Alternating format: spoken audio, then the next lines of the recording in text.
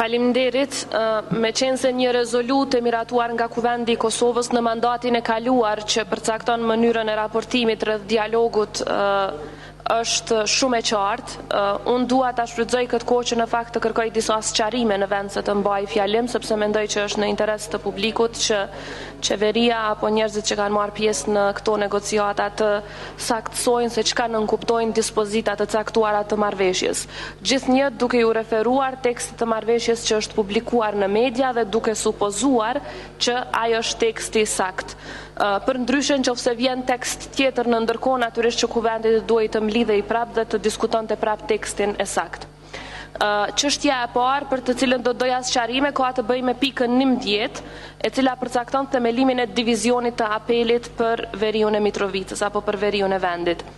Neniteti i ligjit për gjykatat përcakton themelimin e departamenteve dhe divizioneve brenda gjykatës së apelit, pra kjo i referohet departamenteve që do të ndaheshin sipas fushave konkrete, por jo themelimit të divizioneve territoriale, pra që shkon jashtë juridiksionit të gjykatës së apelit, të përcaktuar sipas nenit 17 të ligjit për gjykatat që ka vetëm një seli dhe atë në Prishtinë. Pra kjo gjykata e apelit me seli në Prishtinë sipas këtij ligji ka jurisdiksion për tërë territorin e Republikës së Kosovës.